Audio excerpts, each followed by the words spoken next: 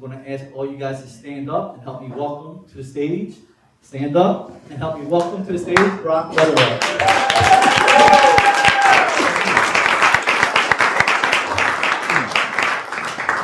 All right. Well, I've been excited to introduce you, Brock, for a while now. It was 18 months ago before he wore the hat of pet coach or even president of PSL.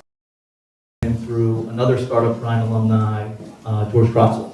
And my whole purpose of meeting with Brock 18 months ago was to really get him on the stage and say, hey, we're going to learn about what just happened with Pet 360. Was I that slow? Was that 18 months? No, I was a bad closer. I'm not a sales guy. I was a very bad closer, but I really fell in love with Brock as a leader. And instead of having an ask around coming to Startup Grind, I wanted to get to know Brock better. And between now and then, I really got to know him. I'm really excited to introduce Brock to you guys and have this fireside chat. We're talking about sitting with someone who's an established CEO, an established serial entrepreneur, an established investor, advisor, but more than anything else, someone that cares about the entrepreneur, someone that has a volunteer type attitude and a servant type leadership to his approach. And so this isn't going to be about, Brock, tell us what you've done, what you did. It's going to be more about who you are, what makes you Brock Weatherup. And so I'm going to dig a little bit, and I'm going to kick it off with an easy question for you. And tell us a little bit about your background, your parents, where you were born and raised, and who you are. Well, I'll start with what isn't. Where am I from? So I was born in Connecticut, and then when I was 3 years old, moved to Tokyo, Japan. Lived in Tokyo, Japan for about 5 years, then lived in Westchester County in the Rye town Hilton for about 6 months before moving to Rio de Janeiro, Brazil. Then back to Connecticut, a town called Newtown that unfortunately nobody knew about until tragic events a little bit ago. And then went started my career in New York City, moved back to Colorado, moved to Pasadena, California, moved to Toronto, Canada, moved to Birmingham, Michigan, and now live in Wayne, Pennsylvania. And time. So that's where I'm from. It's always a funny answer when somebody asks you, where are you from? You just kind of don't really answer. You I want to go short or long. So professionally, just been lucky enough through all of that to find a lot of great opportunities all around digital e-commerce, media. I was able to start some fun companies like Fathead. How many know Fathead is? Yeah, I have one. Okay, so founded that on before moving to Philadelphia. Tell me about your parents. What did your parents do? So they lived with me the whole time. That's a job in itself. Yeah, somewhere in that. Luckily, I had an older sister who broke all the rules, so I got to be the good kid, which was kind of nice. So, everything was here for her, so I got to be just a little bit better. It was pretty easy thing. Feel unbelievably lucky. I feel like just an incredibly privileged person to have, frankly, two amazing parents who are great friends, great people. They live in upstate New York. Have the luck and the pleasure. My father happens to also be a pretty darn successful business guy. Spent his whole career at Pepsi Cola. He was the CEO of PBG, Pepsi Bottling Group. Spun it out of Pepsi Cola and ran that as CEO. IPO'd it. Did that for a lot of years and sits on real shitty boards like Starbucks and Macy's and things like that. So he's on the board of every one of my companies, though. Of it, which is kind of awesome. So I feel very, very lucky. So a lot of what I get out is from that and the balance of my mom and dad. So I feel very special. So lessons of entrepreneurship were in your home at an early age? It was a lot of frankly take risk. Look, we moved to Japan in dating myself 1973. It was not a time where living internationally in a corporate company was a good thing. It was kind of the crappy assignment. My parents were like, what an interesting, amazing experience. And so that kind of is the take the risk, go for it, figure it out. You'll love or hate anywhere in the world, or love or hate or do anything as long as you have the right mindset. You'll love it, or you can figure it out. If you don't like it, change it. And that's just kind of been foundational in terms of just go for it. And out of that comes, and we can talk about this a little bit more, but just what I feel so lucky that I encourage everyone always to do, and say it a lot, is just how do you build your team? Like who's the group around you that I'm lucky enough to a woman and my wife that's going through all these crazy things with me.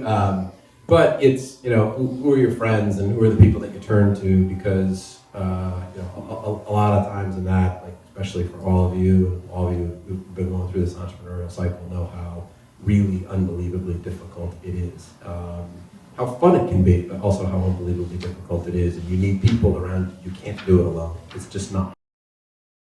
And so, that sort of team that's around it, I think is so very important. Cherish it, nurture it, make it great, because it will allow you to take risks and do things that you probably shouldn't, but will get you there.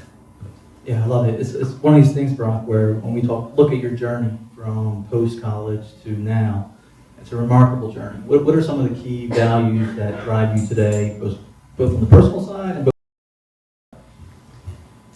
Well, I do sincerely believe in just, you have to bust your ass. You have to be incredibly hardworking. You have to do your job incredibly well, even if you don't like it. At the same time, though, you need to go out and find the joy in it also. There's so many people that I feel like so frustrated. They're like, gosh, I hate my job. And I'm like, well, and I know that's easier said than done, because I also have grown up in a very privileged way, and I understand that. But you can change it. You can find ways to do that, and don't get sucked into that because it's hard, or find people to help you, because there's lots of folks. And I think from a value sort of perspective is you work really hard to create your own luck. And there is a lot of luck, so don't get me wrong. I was born into a great situation. Doesn't mean that somebody else couldn't have done just as well in the same situation, but I got really lucky. I know that. I got to make the most of it, and I'm trying as hard as I can. But you have to find those sorts of balances of how do you work creates great luck. Luck then helps create more hard work, and all that sort of fun cycle that goes with it. And all along the way, I feel you do have to participate in giving back when you have been given in different ways, and that's a very just important thing. So, Yeah, and we're going to start this journey pre-Fatheads and talk post-college. What did you get yourself into? Take us through that journey of finishing college, what's next, and what type of roles and responsibilities you were in charge of. Yeah, so I finished college. I was in Boulder, Colorado. I'm a big outdoors guy, and so why did not quite the natural path. Actually, a neighbor of mine who was in Newtown, who I had always worked for. So I was always trying to find how to make a dollar anywhere, anytime, selling anything, doing jobs with one of our neighbors, and he was always great to me. He was happened to be a mid-level kind of VP at American Express, and every time I'd come home from college or anything else, he would always have a list of jobs, because he knew I would always show up. I'd always work hard, whether it was digging this or mowing this or raking this or whatever. And I had no intention, and I'd love to say I was smart enough to think I was doing that to get a job out of college. I wasn't. It wasn't that smart. But when I kind of got to it, he's like, well, why don't you try this job at American Express? I'm like, well, that's pretty awesome. And went and hated my job. I mean, really hated it. How long were you there for? Well, I was in my first job at American Express for about 8 months. And I had the worst, but probably most motivating conversation I think I've ever had in my career. It was probably one of the most intellectually smart people on the planet, like graduated first in her class from Harvard and all sorts of crazy book smart stuff. She was a terrible leader.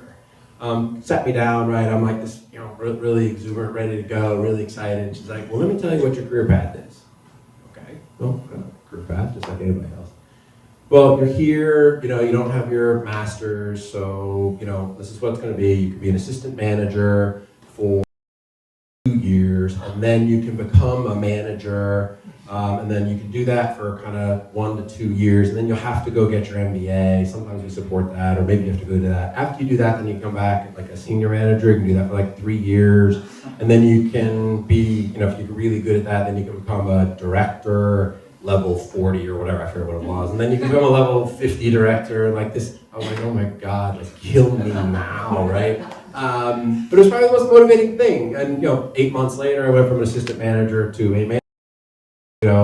Pieces of that actually became a senior manager in 2 years at American Express. I actually had to have the vice chairman of American Express sign off on my salary increase because I had to hit the bottom of the layer that was in the spot to get to, and it was just this really messed up thing. But my second job was awesome because the first job at American Express, I couldn't stand how there was just everything was the same over and over and over again. I'm like, well, there are better ways to maybe try this kind of entrepreneurial thing, right? And so they created a new group at American Express called American Express Relationship Services. I to go over there, spent 3 years there trying to create new businesses inside American Express, which was kind of awesome. all this resource, all this data, all these amazingly smart people. It's kind of I look at it as a Miami meeting.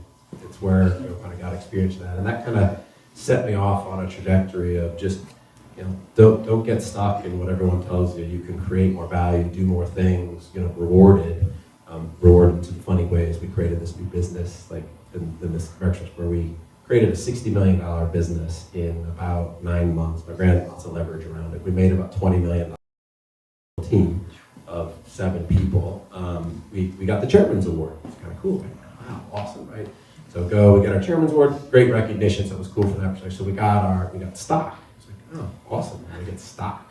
We got 10 shares. How old were you? 25, 26? Yeah.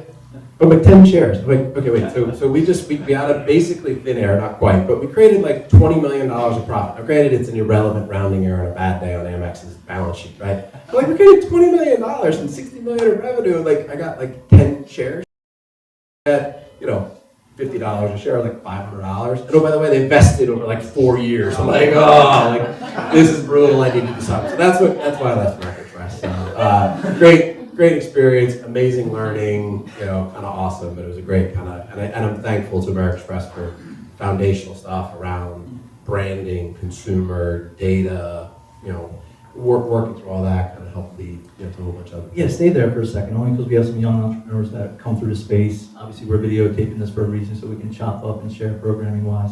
Stay about what advice you would have for somebody that's in that rut, where they're feeling like they're suffocating, and they look at startup entrepreneurship as the sexy thing to jump out to do. Before they get to that point of jumping out into startup entrepreneurship, what can they do in that role, in their position? What advice would you give a young person that's in that suffocating position? First, do it phenomenally well.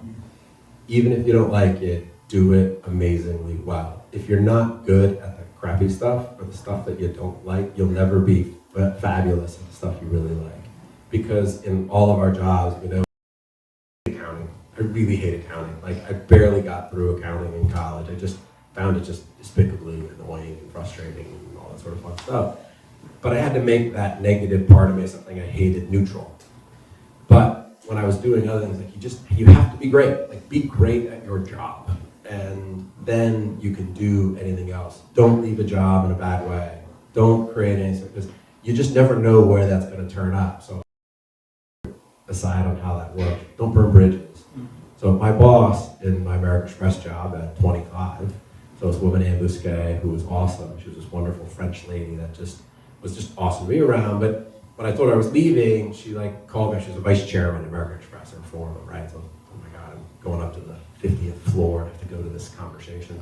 She's like, why are you leaving? And I kind of explained a little bit, but it was just pleasant. Like, this is just not what I want to do. But I always did a great job. I left. Fast forward, I guess it was about 6 years. So I'm in now Michigan, part of one part of Interactive Corp, and president of this thing called Entertainment Publications, and our CEO is going to leave, and we're going to have an interim CEO. Well, you never guess who was the interim CEO.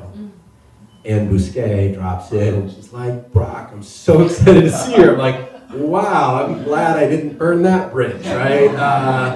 Things like that come around, like, and you have different things that kind of come back with that, but the simple thing I would lose sight of the fact to always do your job well. Leave it, having done it extremely well. Make them always want you to be there until you're ready to move on, even if you don't like it, because you have to have that sort of discipline. Yeah, I love it. You kicked that statement off with the word phenomenal. You use that word a lot with some of the podcasts I looked up when we were doing the prepping for this interview.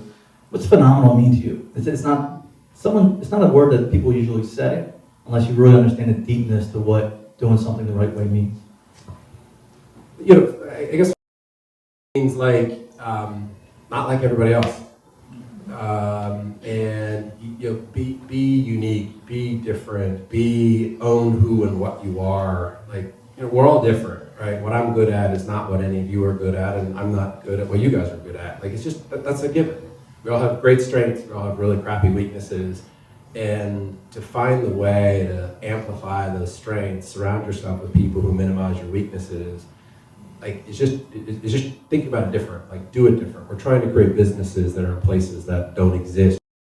You're trying to figure out what's going on. You have to think about it different, and that's okay if you have the ability to feel comfortable with your risk. Your team is there to support you when it doesn't work out, because it won't. And kind of keep yourself going along that way. So it's just important to, Phildadelphia really means being unique and different and great. Yeah, I love it. So we got a lot to cover here. Obviously, I talked to a couple of you guys about, can't wait to hear about, his acquisition with PetSmart, what that looked like. I want to hear about his point of view as an angel investor side of the table. But I'm going to start with Fatheads a little bit. Break down your timeline with Fatheads. Give a little pitch on what Fatheads was, why it was so important, and an emotional play to personalizing potential product.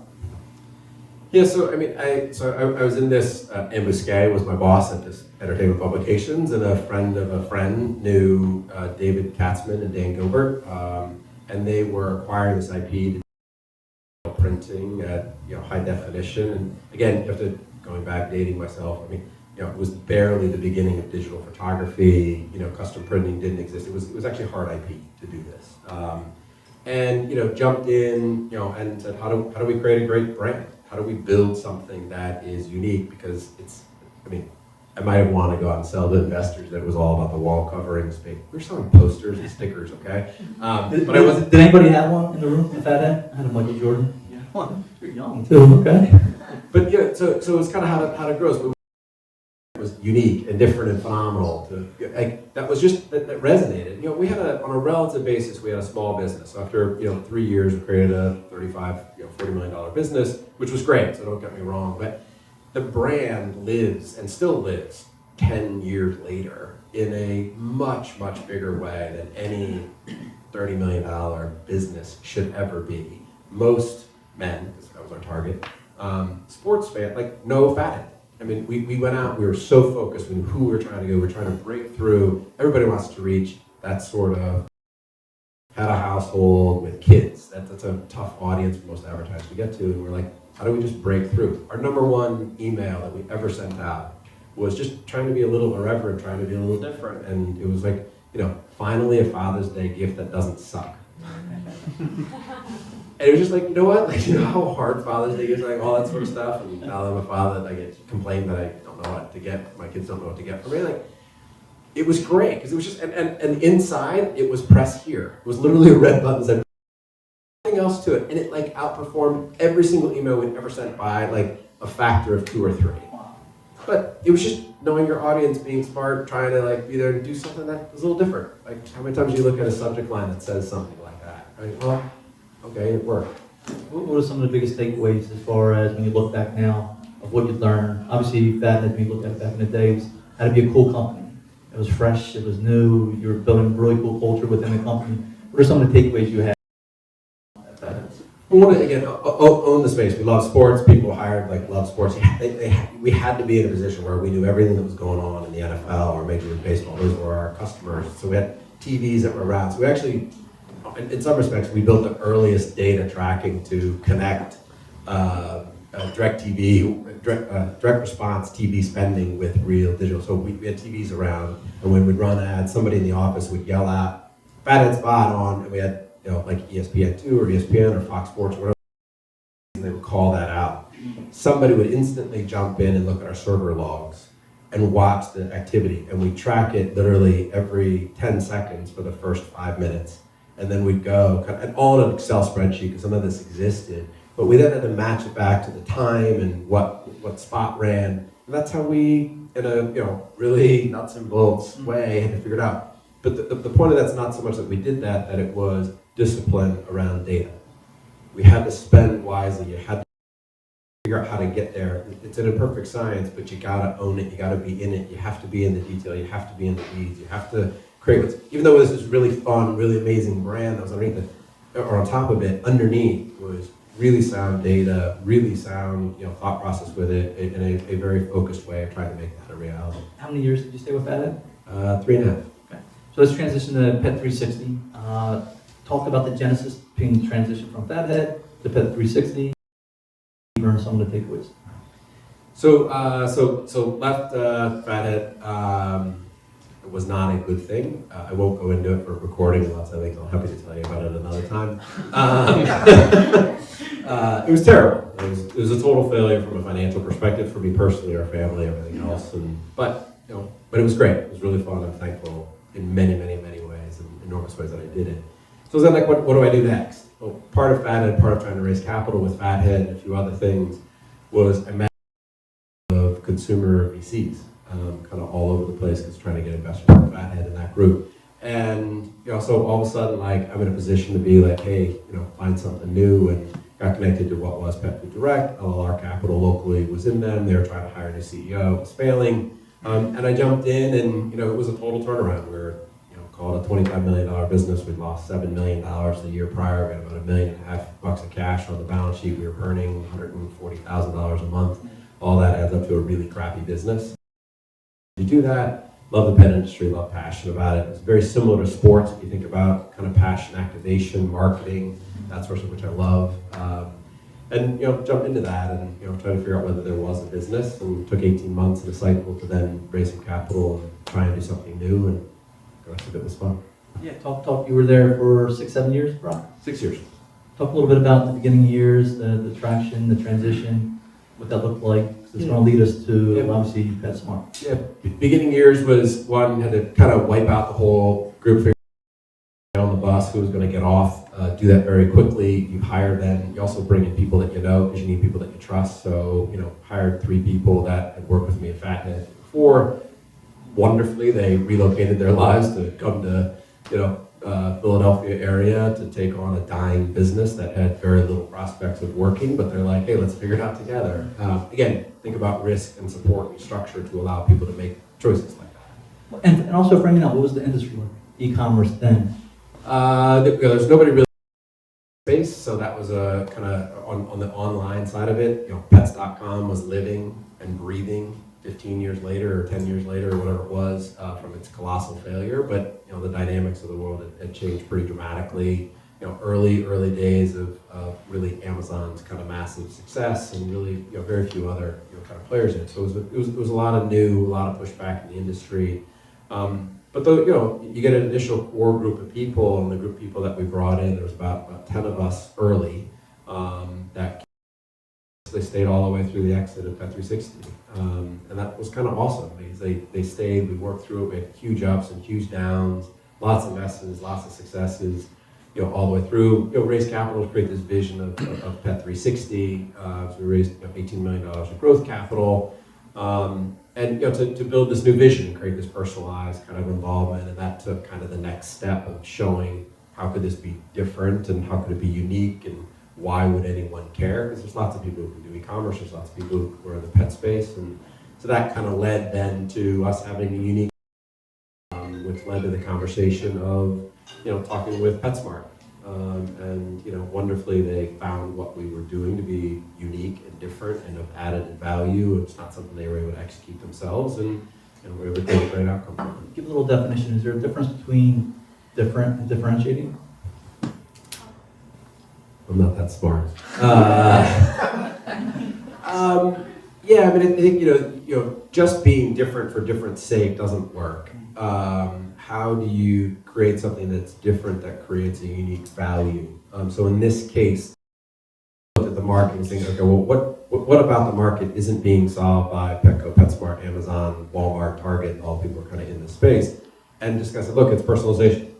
I have a dog. Some of you have dogs. While we all might have dogs, we have very different experiences with those dogs. Forget cats or fish or anything else. But I've got a 4-year-old retriever, right? Someone might have a 10-year-old Chihuahua. Someone might have a 8-month-old German Shepherd. They're all dogs, but the experience is in very different places, very different. What a great product would be to me is very different than somebody else. So we kind of said, like, everything needed to be of personalization. Talk to me I'm not a dog owner, I'm a 4-year-old retriever owner living in Pennsylvania. Make it valuable to me.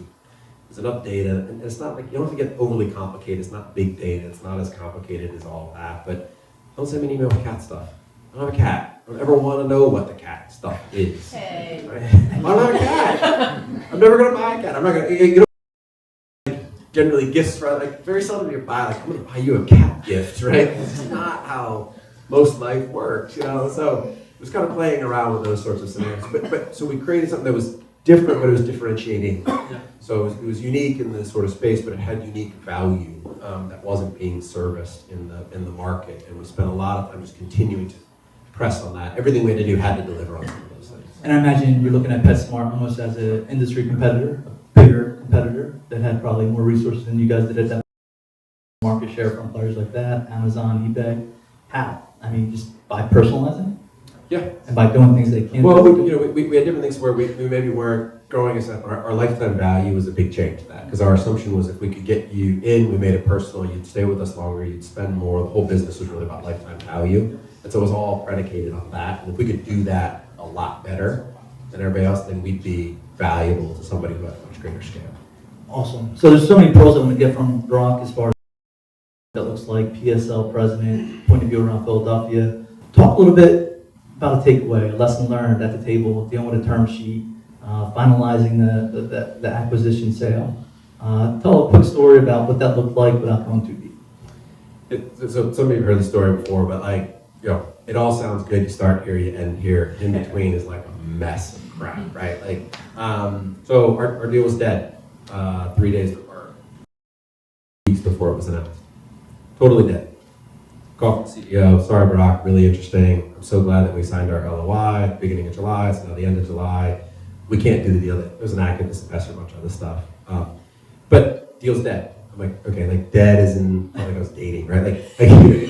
Like dead as in we're seeing other people for a little while, we'll figure out whether we want to get back together, or you're never gonna see me again. What are we talking about here, right? And look, we made some decisions to overextend ourselves on a few other things. So it was I'll never forget, it was a Friday night sitting in front of our house, and I mean, it was oh my God, this close to huge success and right into total failure. Maybe not total failure, right? But okay, but it was going to be bad, really bad. Now, a bunch of other things happened to then.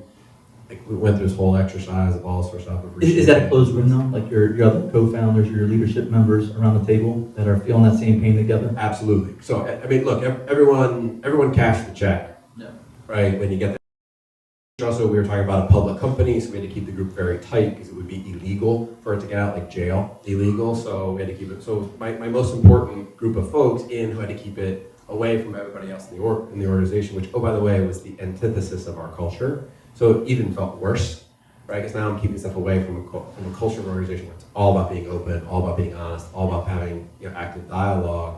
Right,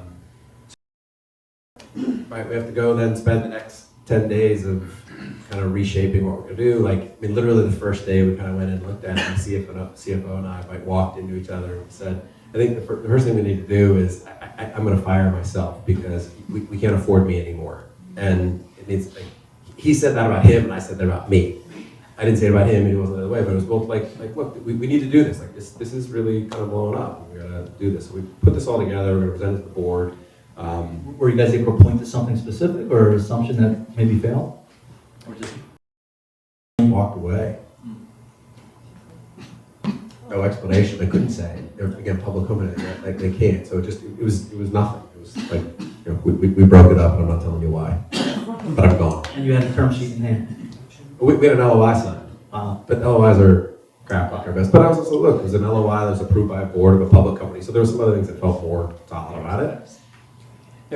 Basically 8 days later, I'm literally going away for a weekend because I'm just okay, I gotta talk to my board on Monday. I need to just somehow recharge with my team and get mentally back into walking into the team and saying, we're gonna go solve this again.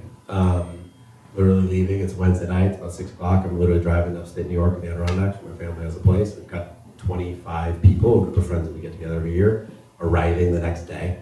And I'm driving and I get a call from CEO PetSmart says, can we put the deal back on? Of course, trying to play coy.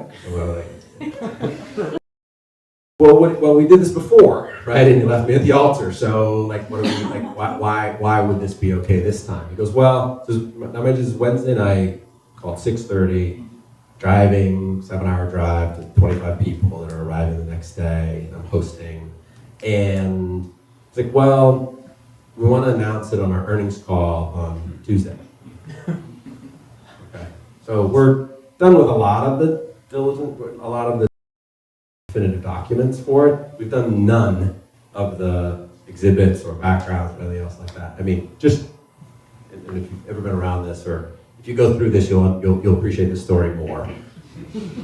But that's where the team showed up. Like, I mean, it was unbelievable. We actually signed everything because we needed it signed Saturday night. Wednesday night, we needed it signed and 100% complete Saturday night because it needed to be filed with the SEC, which then needed to be in the right place on Monday so it could be at market open. I mean, all this sort of stuff that happens in our public companies. And we got it done. It was crazy, right? And then it gets announced. And so it all looks like it started and it ended, right? Like, I mean, in the middle was we fell off the earth and then we came back, right? But that's what you work through. Your team pulls together. Again, it's in really hard times like that where you like go, how good is my team, my immediate team, and my in the company, but also the team that's around you to be like, because look, I mean, it's a really bad place to be. Like, it was just not good, right? And yet it turned around and became great. So without that story, it all sounds like it just would start to great. But How many companies have you invested in so far? 15. Talk about, without naming a company name, talk a little bit about some of the things that get you really excited about one of the 15 companies, what they're doing, how they're doing it, why they're doing it. Well, I'll use the name because I think they're really talented. So Weatherup, which is kind of nearby, so Scott and Ashreed, I think, are two like extraordinarily talented people, and they fit through. So is the real estate rental market an efficient market? No. Is it really painful? You bet. Is it easy to work through that? Absolutely not. Is it a huge market? You bet. Is it active? You bet. Do I think the two of them are insanely smart? You bet. Have they figured it out? Absolutely not. Right, and that's okay. But and they're wonderful. Like I love being involved with them, and because look, they reach out and say, hey, we're trying to reach X, Y, and Z. They do their work on LinkedIn or whatever else. Hey, Brock, I see that you're connected with X at Greylock Partners or whomever, and they say, I don't know them well enough to make the introduction, but we can try and find something, but I'm not going to do it. They don't get upset. They just like, hey, that's what it is. But on other ones, like I'm happy to follow through, and those are terrific. So again, when I think about those buckets, almost everyone that I'm involved in is in some form of that, and I think they're look, I think they're terrific folks, and if there's a chance that that's going to be successful, then I'm all in. Which company was that? Weatherup. WeryApt. All early stage as well, Brock?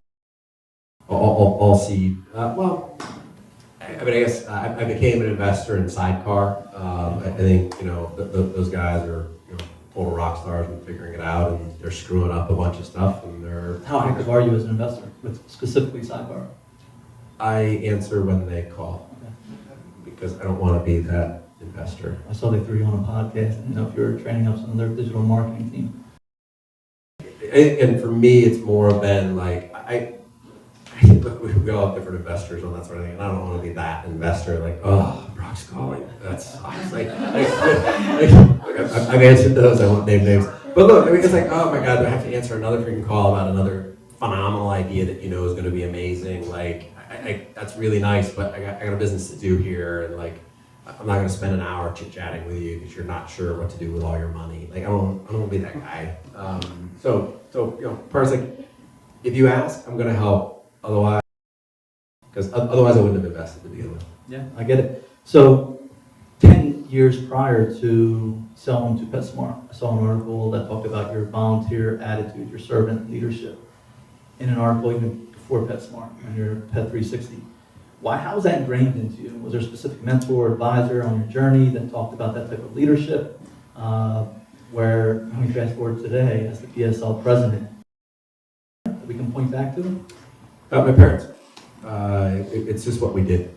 I mean, it wasn't like you chose to do it. It was part of our life. Whether it was, as a kid, we host in our house. Crazy stories of women that needed a place to be safe for some period of time because they're going through abusive relationships and stuff like that. It was temporary, but not other places to be, or it was going to the soup kitchen, or it was just what we always did. It was always a part of it, and just a fundamental piece of the more you give, the more you get. So obviously during that transition, Brock became PSL president. Are you guys all familiar with PSL, Philly Startup Leaders? One of the questions we get a lot when people come through our space is, I want to get more plugged into the tech ecosystem. there's no better way to get plugged into the tech ecosystem than PSL. You evolve, raise your hand. That way you get cornered, and she gets probably more emails than anybody in this room. She is the first hire for PSL. She is pretty much Brock's right hand. The rest of the team. Here, welcome guys. And there are people who can talk to you about getting more involved, but talk a little bit about the mission, Brock, of PSL, why it was meaningful for you, especially not really being a born and raised Philly guy. Why was it important for you to come in and wear that hat as president of PSL? Well, there's a few different things. So the reason to get involved, from my own personal perspective, was again the sort of whether it's pay it forward or pay it back or whatever it is. We all help one another in one form or not. And we're never quite sure how or where or why or what that looks like. And so, while in some respects not being in Philly because we were in Plymouth meeting or Wayne, frustrating point. So anyway. Another time. But the fact of the matter is, like, the ecosystem here just frankly felt like it should be just more successful than what it was, and I didn't know why, and just interested, got kind of motivated with it, and then had the luck and the pleasure of meeting Gio. I just think is an extraordinary person, and then from that met Chris, Sarah, Bob Mao. Kind of through that was just I was raising my hand saying, hey, I want to get involved. Of course, I want to be involved, and 3 months later, watch the president. Okay, great. But then it turned into that. Okay, how do we do more? And was look, as an organization, we're lucky enough to have all who was volunteering, sort of working, but in a non-formal capacity. And we talk about, like, how do we do this in a bigger, better way? How do we make a greater impact? And we kind of more the startup growth mentality of just how do we do more, right? How do we create a bigger impact? How do we figure out what's it going to do? And the base premise of PSL is just frankly to be an activator for the community. How do we help more of you exist and be successful? A lot of different stages, lots of different pieces with it. And up to that point, there was no full-time staff. There was no one really dedicating 50, 60 hours a week on the job. 80, 90, 100. Getting there. No, but like, and so that was exciting, right? To dive into it. First off, like, Yuval operates like 7 people, and so I'm not quite sure how she does all of it. But it was how do we do more of that? And then that turned into then, okay, how do we even extend that a bit further, creating the right impact in the community? How do we create more and more value with that? How do we bring different groups in? How do we, how do we in the dog food, like, how do we make sure that when we're talking about diversity and other things, like, how do we have a board that's representative? So we have more women than men on our PSL board. That doesn't happen, outside of chance, right? It's important. We have to live it. We have to lead it. You have to be a part of it. You have to take that risk. You have to be involved in it. We're nowhere near where we need to be in the community, frankly, by representation here. Those, on a relative basis, the diversity in this room is better than, sadly, most situations. But how do we build more of that, lead that, create more of those opportunities? And just, look, it's a community that has the education, it has the fund, corporate partners that are involved, it has a city government. For those of you who didn't see Alan Dom, who was walking around here on the city councilman's office, who, honestly, 6 months ago, we walked in and we, I think the one thing we said was, start to get the council and the mayor to show up. I was like, let's not create any great, huge programs. And guess what? Like, instantly, they've showed up. Like, that's kind of awesome with all the political stuff, like good or bad. But here are some people who would be great for this tech community, and this would help the startup community, and they've done it. Like, it is in Kenny's speeches, it is in Kenny's conversation about technology and the community. Like, that's kind of awesome. Legislation, tax zones, it matters. It's awesome, like, and really taking it to heart, and that's a wonderful thing. So, give us the real quickly before we jump to Tech Coach. Give us a little bit of the state of Philadelphia. How should we be speaking about our own city? How are others speaking about Philly right now? Reality. There's lots of different perspectives with it. I think everyone can find fault everywhere. But if you choose to not want to find fault everywhere, we've got a pretty amazing ecosystem going on here. I think there was talking a little bit earlier, some stuff about kind of the accessibility and kind of what does Philly mean as a startup? Can you get in contact with folks? I'm pretty sure, and hopefully it's not true, or hopefully it's a true statement, that anyone who's ever reached out to me may or may not be able to go all the way through, but I'm 100% sure I'm not the only one. that way.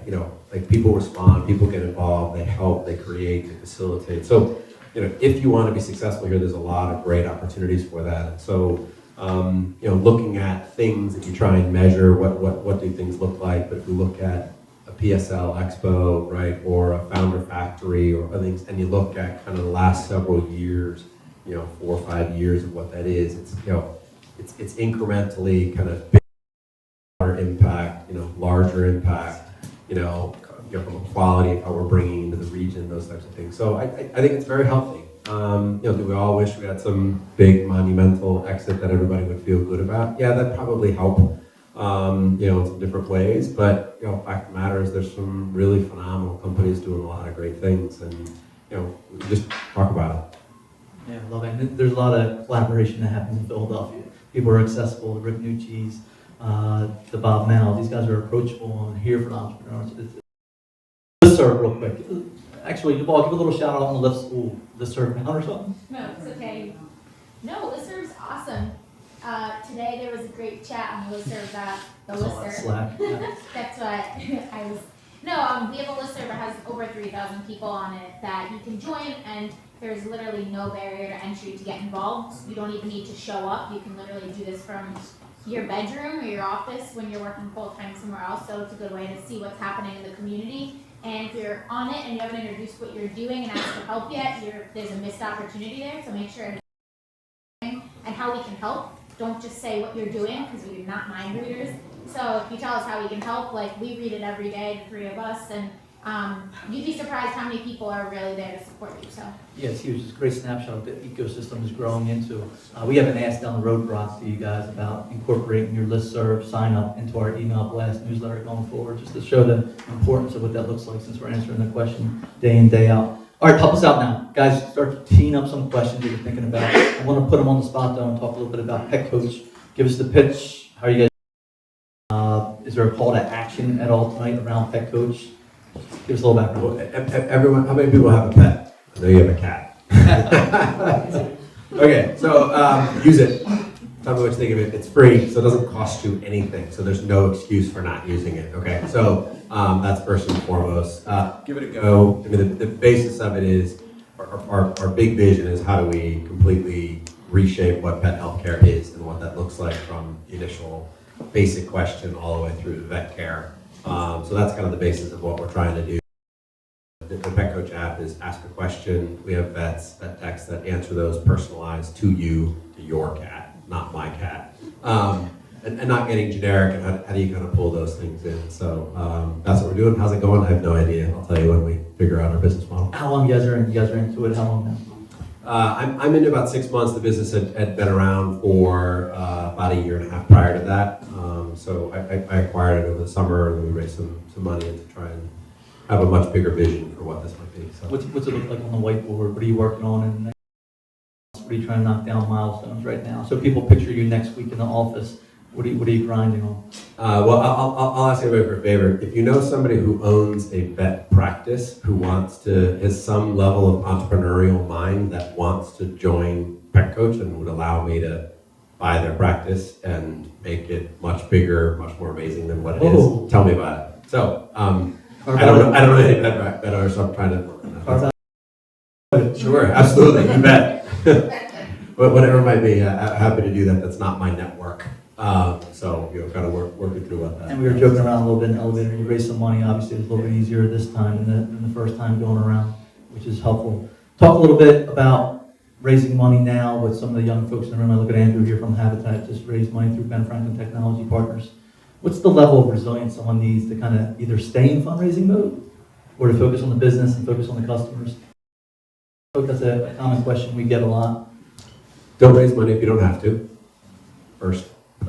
Second is it's really hard to raise money, especially when you're not asking the right people for the right money. There's a lot of money out there, and you have to do your homework.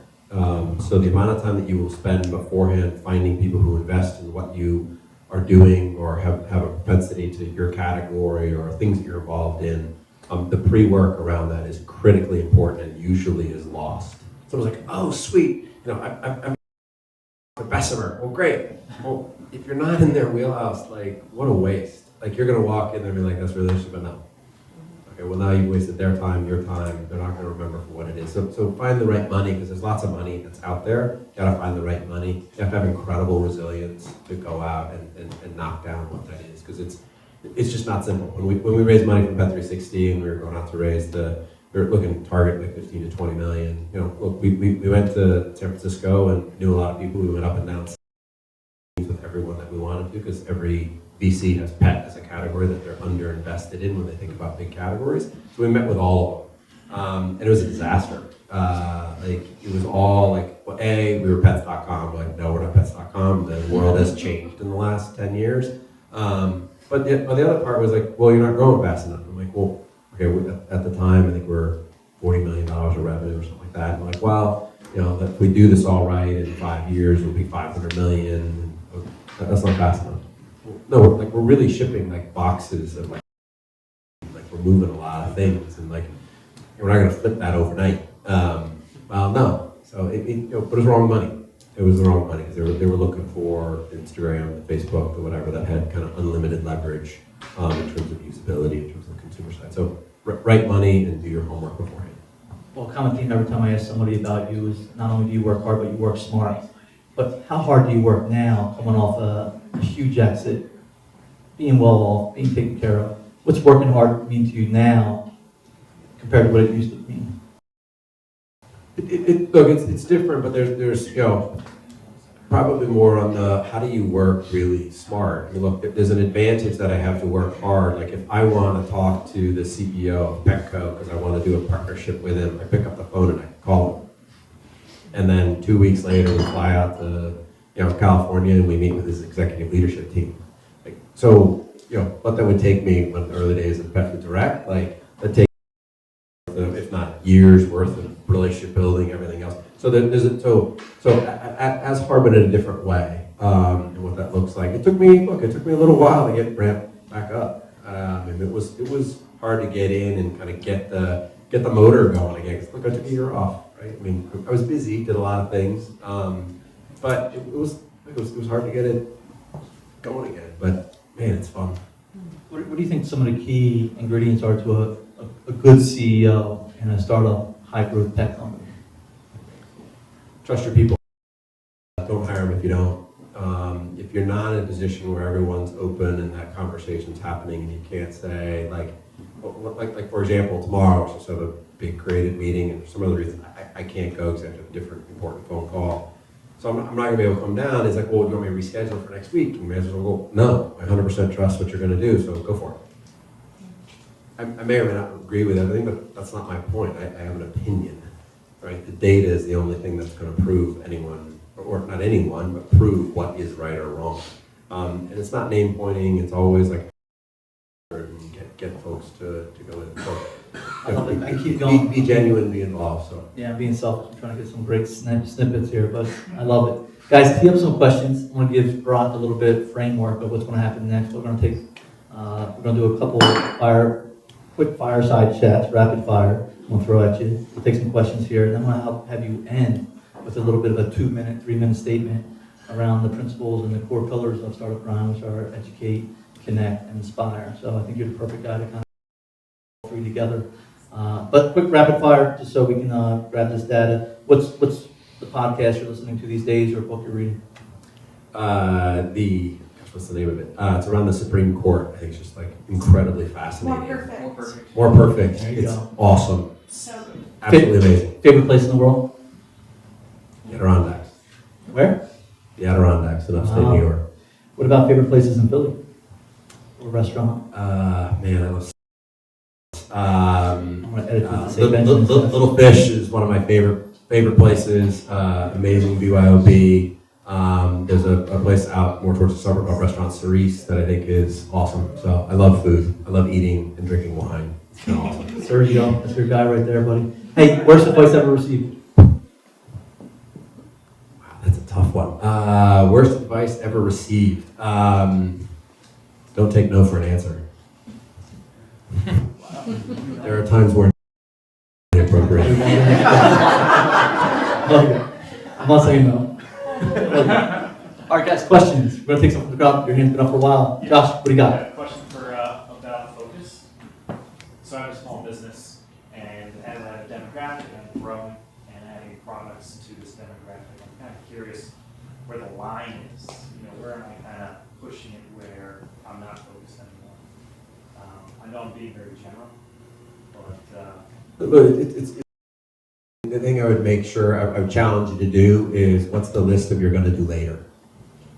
So you've got a whole lot of stuff you want to do now. yeah. Specifically define, here are amazing ideas that you think are going to be unbelievable, and you're not going to do them now. I think that's probably the single largest thing, and if you keep your to-do now list much shorter, that creates a focus, because you'll by naturally doing that, you have to create focus, you have to pick which one. Saying we're not doing that, so don't do it. And the discipline around that. People are very good about the things we should do, but also if you've got 5 things that you're going to define, when you add a new one, you have to take one off. Right. And if you really stay with that, you'll keep your kind of discipline around it and get a lot more focus. So that's where I would almost push anyone around focus. Josh, give a shout out to your dev shop, name of the company. Sure. Rich Spur, web development digital marketing company, specializing in CrossFit right now, and we're kind of seeing that therapists and all these other people kind of eat on those leads. Talk about the word engagement. These guys are first class. They've helped us with the Pennovation Center. Andrew. So it sounds like you're still in the process, as are we, for figuring things out with your company.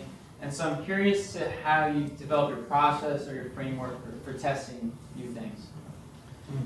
Maybe I'll say kind of separate and pet peeve. If you think you have it figured out, I'm not investing. Okay, because you're never figured it out. I still didn't figure out Pet 360 and we sold. If you feel that way, you're dead on arrival. So anyway, but Small sorry, value. back to your question. Sorry, so I was like, that one caught me. Sorry. So yeah, what's your process or framework for developing tests, whether they're new features or business models or? Just, I guess the biggest thing, going back to a little bit of that fathead example of just kind of live in the data is, you know, you always have to be trying, right? You don't have it figured out ever. There's always a way to tweak or make it a little better. How do you do it so that you get the greatest bang for your buck? So what's like the priorities of, think about like, okay, here are the things that if they go the right way that I think they are, they're going to be huge, and try and separate the tests that you think, if successful, require a lot of work, right, and have a huge outcome. Okay, those can sit up in the top quadrant. If you have, you know, a lot of work but are going to have medium to low outcome, probably remove those off your list. Right, gotta work through all those scenarios. So. Well, we got a lot of question around, you know, on Petcoach of should we acquire vet practices, right? It's a different capital, it's got a different piece of it, and we played through a lot of scenarios. We tried kind of exploring some partnership stuff, like failed. Again, hardest work but biggest outcome, and so it was on the list on acquiring vet practice. We still believe that we haven't acquired one yet, so maybe at some point it'll get too much work for the return. But you know, and how do you separate some of those things? Other questions? I would like to just hear some advice on like building a team. Like I run Serena Fit, and it's online women's fitness and nutrition, and I wear multiple hats. You know, I'm the main go-to trainer, but I'm also the business owner, part-time web developer, like content creator. I have interns, but obviously that's not, you know, full-time. So in, you know, knowing that I'm a startup, I don't have a ton of money to throw at someone to come on full-time, like who would you look for kind of help and guidance when? Yeah, what's working smart really look like for us bootstrap entrepreneurs? You know, one of the things that I've tried to do, especially as early as you are, and the generalist that you need, because you need great athletes, right? You don't need specialists. So find amazing people that are really interested, that want to work hard, but you don't need a marketer. You don't need a finance person. You don't need an operator. You need people who are really motivated, really interested, and very excited about the possibility. That could do a whole bunch of things, because you're going to grow, and that person will grow into then something else. Or so that's kind of one bucket of it. I'd say is really be thoughtful about what your strengths and what your weaknesses are, and how do you make sure that that first person is complementary as much as you can. I'm a terrible detail guy, so you know my hires and the key people that are around me are always really fabulous at that, because it's just where I'm not good. I don't know how, I lose interest, honestly. It just kind of gets boring in the details. And I'm just not very good at it, as much as I've tried. So think about that.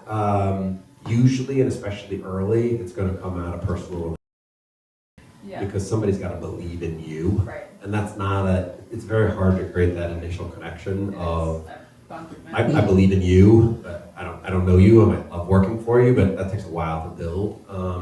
So how do you look for some of that? An example, like when I first got to Pet Food Direct, like, honestly, in some respects, I needed warm bodies. And so my bar was a little bit, I needed people. And so I kind of went a little bit wider, knowing that I was probably going to turn through some of them, and then I brought people that I knew personally. Yeah. And that combination worked.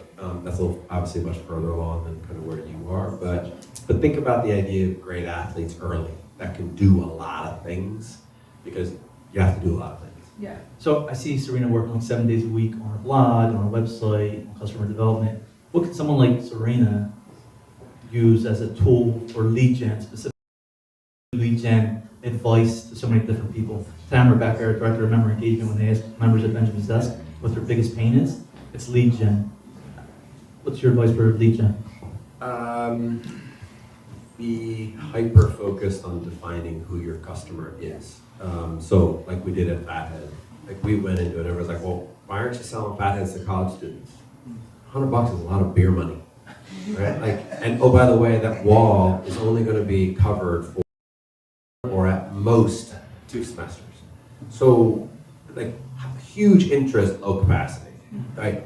And then it was like, well, we want the kids to get excited about it, but we need the dads to be the ones buying it, right? And we need mom's approval.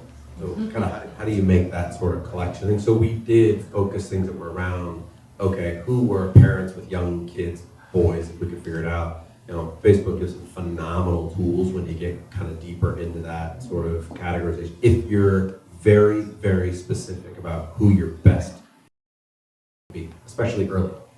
And just get hyper focused on that and make everything applicable to that audience. You'll get other people because the other people appreciate it for other reasons, but win your core audience. I needed to win 35 to 45-year-old men with boys at home that were between basically 6 and 15, old enough to watch TV and be excited about sports, not too young. So we got really focused on it. Love it. Should have raised the ticket price for this kind of consulting. But Given these maintaining focus and all this tweaking, does an entrepreneur in startup mode have to throw self-care out the window? I don't hear much of that discussed in the circles. I'm just wondering, sort of when you get in that kind of overdrive mode, I know at least for me, I don't really stop until the engine runs out of gas. I think it's something to be really careful about. Look, I mean, you're in, right? It's the reason why startups skew younger, right? As we get old, we kind of don't have that drive to do 3 all-nighters in a row, because I can't. Okay, I just can't anymore. That sort of stuff. But I think the other part of it, though, is, what I don't like and what I see becomes a negative is when somebody's so deep in it, they forget what they're doing. And the importance of being out and seeing the rest of the world is really important. On the other side of like how to start is, I love the program that we conduct in the fall, PSL, that's boot camp. It's kind of the sort of for the entrepreneur that wants to explore what this is, because you have to be ready to go into it. You have to really understand what that is, and I think the team at PSL does a phenomenal job of helping people go, am I really ready for this? Because it sounds sexy, it's exciting. You just start an app and 50 billion people download it, and then you're the next Mark Zuckerberg, right? Like, it's that easy, right? Isn't it? Right, everyone? Right? Just start it. Everyone's great. So I think it's you got to explore it and really be, whether it's self-effacing or having your team around you really challenge you. Like, are you really ready to do this? Do you really want to do this? Are you ready to go through that monstrous up and down cycle? Are you really willing to put in the effort, energy, everything else? And that's, team importance, just being active in the discussion and not get blinded by the idea of it, but know what it takes. Make sure we chime in on the social media later on today, even if you're not tweeting right now. 2 more. So I think I really loved your feedback about picking target investors who you're going to approach. I'm wondering what the next step is after you identify them, if you have a horizon that you're going to sort of take money in the next year, so you have some time. Look, I mean, a lot of it, there's 2 different ways around money, right? Especially the earliest of stages are very much kind of like hiring people, a lot of relationships. And so how are you building those relationships? How are you out in those conversations so that you get those conversations with the right people, the right sort of scenario? Because angel money is much harder because it's a little wonky, it's all over the place. And want to create a list of angel investors, start going, well, like, I don't want to be on that list. But I'm doing it, but I don't want to be on that list because that's not how I want to find that sort of flow or what that looks like. So I think how do you build those types of scenarios? As it relates to then, once you've done the research, figure out who might be a great kind of investor that's more of a professional investor. Again, I just say, is do the homework and, don't be generic in your intro. Like, show that you've done the work, show that you care, show that you're respectful of their time and their money and what they're trying to do. All those things are really important. Look, probably the biggest single thing around all of it is you only get one today. You don't get to redo today. Have fun with it, enjoy it. Life is too short. Too many people just kind of stroll through stuff, but like live actively, be involved. If it's around your startup, if it's around your relationship, if it's around whatever. Be present would be, if there's any closing thought having nothing to do with all the rest of it, just to me kind of life stuff that I think is just so core. And when I see people who are doing it this way, they seem to just, the rest of life is better. So just enjoy it because you only get one shot at it. So anyway, Awesome. Rock Weatherup, everybody.